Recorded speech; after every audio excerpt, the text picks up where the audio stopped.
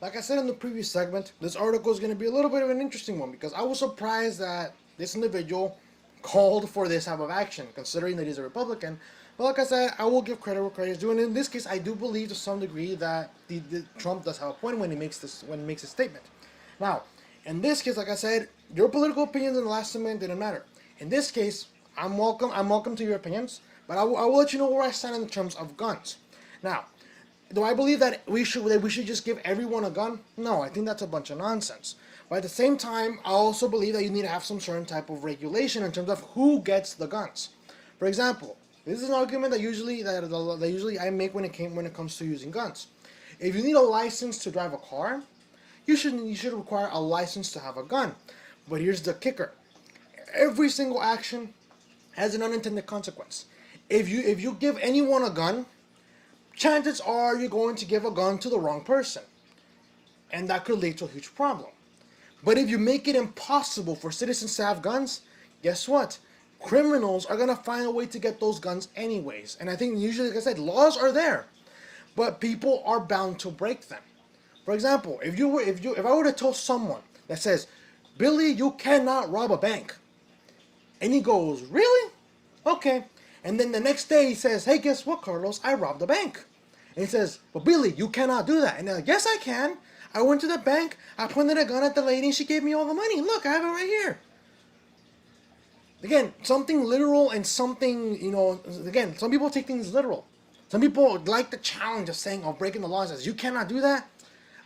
I'm gonna break this whole man's career. I'm gonna destroy this man. I'm gonna destroy this man's career.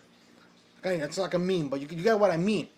If I told Billy, he says, "You cannot rob a bank, Billy," and then he comes back and says, "Yes, I can. Look, I have all this money right here."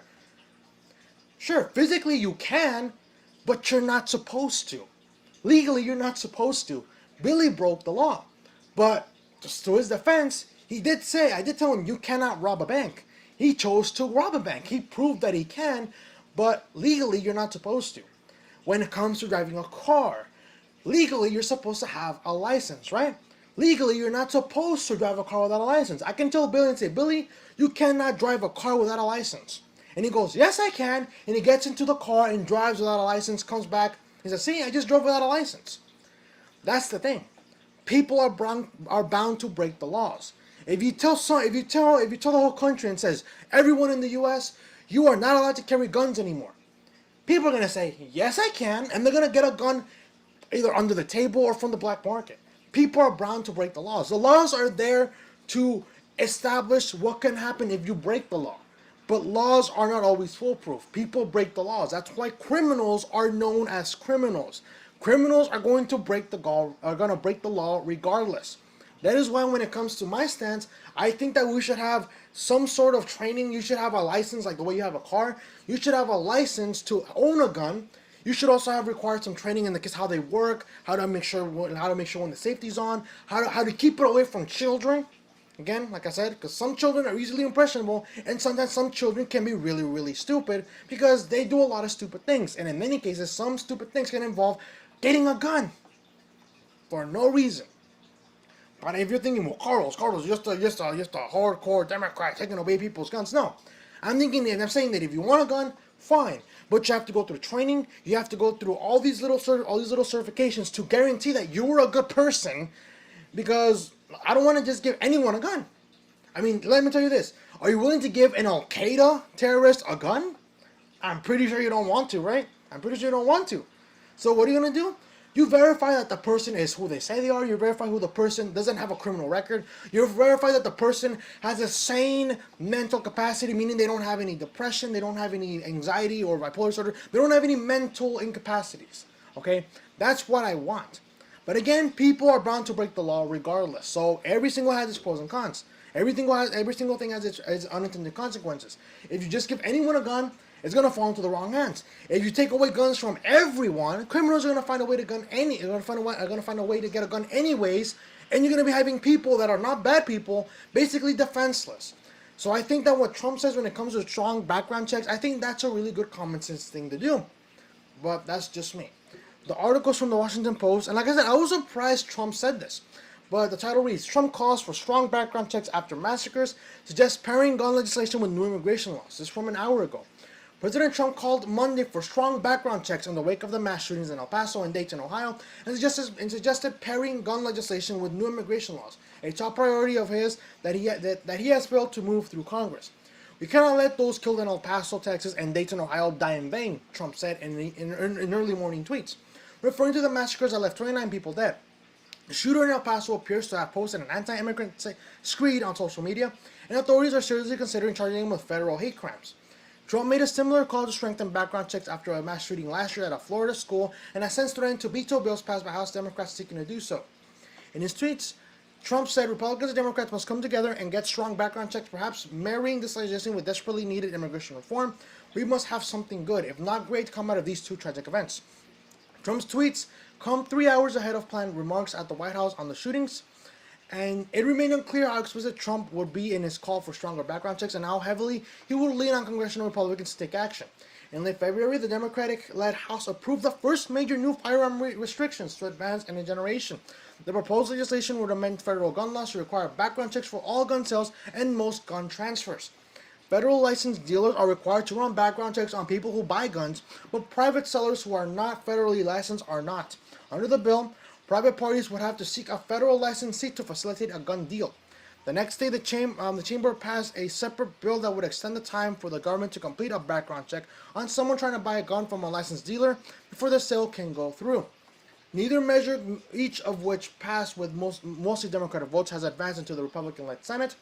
Trump has threatened to veto the two bills, saying that they do not sufficiently protect the Second Amendment rights for gun owners. In the wake of the latest mass shootings, Democrats have urged Senate Majority Leader Mitch McConnell, a Republican from Kentucky, to call senators back to Washington from recess to take action. In a tweet Monday, Senate Minority Leader Charles E. Schumer, Democrat from New York, urged Trump to weigh in with McConnell.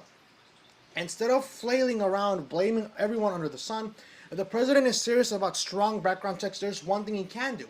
Demand Senator McConnell put the bipartisan House-passed universal background checks bill for a vote, Schumer said on Twitter. Trump promised to be very strong on background checks in the days after the February 28th shooting at a Parkland, Florida high school that left 17 people dead. He later retreated, voicing support for relatively modest changes to the federal background check system, as well as for arming teachers. Mick Mulvaney, I think that's how you pronounce it, the acting White House Chief of Staff, defended Trump's record on gun safety on Sunday, pointing to what he characterized as some sensible improvements. Mulvaney, again, I don't know if I'm pronouncing it right, but I'm going to continue. I apologize if I'm butchering the last name. I'm not good with last names. During an appearance on ABC's This Week, cited executive action to ban bump stocks and other gun modifiers that make semi-automatic firearms fire faster. Those devices were used in the October 2017 shooting at Las Vegas Music Festival that left 58 people dead. I think we all agree that sick people who are intent on doing things like this should not be able to buy guns legally, Mulvaney said. The challenge, of course, is trying to identify who is sick when they try to buy their weapons. That's the type of discussion we need to have. And another tweet, Monday morning, Trump appeared to blame the media for recent mass shootings. The media has a big responsibility to life and safety in our country, he wrote. Fake news has contributed greatly to the anger and rage that has built up over many years. News coverage has got to start being fair, balanced, and unbiased, or these terrible problems will only get worse. I'm gonna take a break here. I don't necessarily agree with Trump's issue of fake news, but I'm gonna weigh in on my own personal opinion here. And this is I think the media in general, not just CNN or MSNBC. I'm talking about the media in general, including social media and Twitter. I think they contribute to the way people behave and erratic behaviors. And for example, when it comes to the news, I want you to think back in the last year. Yeah, I want you to think back in the last year. When was the last time you saw the news reporting something positive, something good, something that is not violent, something that is not sad, but something that's uplifting, that is happy? You know what I mean? Think about that for a minute. In the last year, when was the last time you saw either Fox News or any news outlet in general? When was the last time you saw any media source report something positive, something good? I can tell you from personal experience, I can't recall a single positive thing. Why? Because again, ratings, bad things or terrible things get ratings. Why do you think a lot of the bad things on Twitter trend? Why do you think when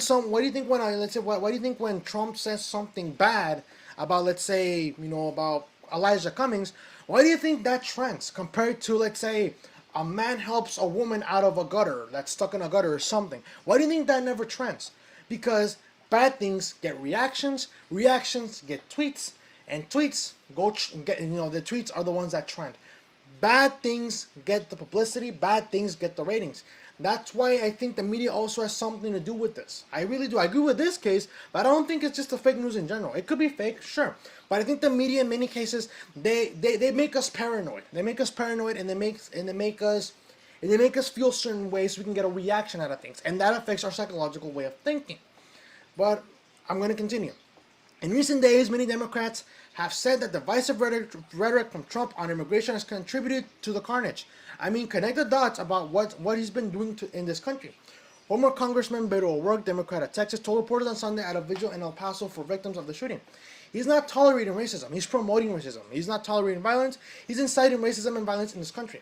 While the motives of the shooter in Dayton's Entertainment District remain unclear, the shooter at an El Paso Walmart Supercenter in El Paso is thought to have posted an anti-immigrant screed on 8chan, an online messaging board known for its racist, bigoted, and anti-Semitic content, authorities said. Portions of the 2,300-word essay titled The Inconvenient Truth closely mirrored Trump's rhetoric as well as the language of the white nationalist movement, including a warning about the Hispanic invasion of Texas. The author's ideology is so aligned with the president's that he decided to conclude the manifesto by clarifying that his views predate Trump's 2016 campaign and arguing that blaming him would amount to fake news, another frequent Trump phrase. Okay, that's really weird. Like, this dude is a huge psychopath. I mean, like, what the heck? I mean, this shooter is a complete psycho. Oh my god. Over the time, Trump has floated support for the legislation to remark the legal immigration system under a merit-based plan that would prioritize green cards for those with high education levels, skills in high-tech industries, and English proficiency, while significantly slashing the number of green cards for immigrants seeking to be united with family in the United States, which the president has derisively called chain migration. Trump has also voiced support for a Senate Republican bill that would make it harder for thousands of Central American migrants to apply for and receive asylum for entering the United States. And that concludes the article.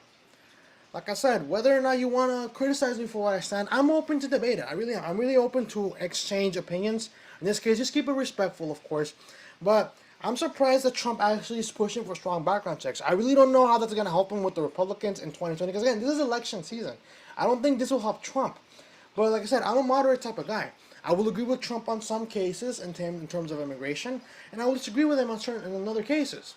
But when it comes to guns, like I said, no law is foolproof. Laws are there to establish order, but people are always going to break them. They're always going to find a way to break them. You can tell Billy you cannot rob a bank, but he will, if he wants to, he'll do it anyway. But he will have to face consequences if he gets caught. In this case, for example, when it comes to driving a car, you need a license to drive a car. You need to be trained to drive a car. You can tell people you cannot drive a car without a license. People still drive a car regardless of whether or not they have a license. But there lies the problem. Now imagine, apply that logic to a gun. If you require a license to have a gun, if you require training to own a gun, if you're required to have a strong background check, meaning you know your criminal record, psychological records, meaning that you don't have any psychological diseases in the past X amount of years, I think that makes some real common sense.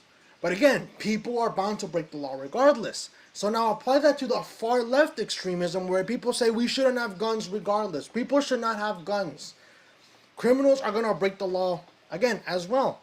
Again, like I said, whether background checks or not, I still think that bad people are going to own guns.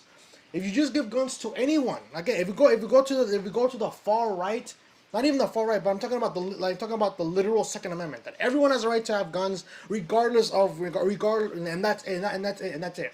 Regardless of psychological health, regardless of age, regardless of any factor. If you're a citizen of the U.S., you have a right to own a gun. That's your right. I think with that type of mentality, sick people in this case, crazy people like the El Paso guy, we're gonna get guns to bad people.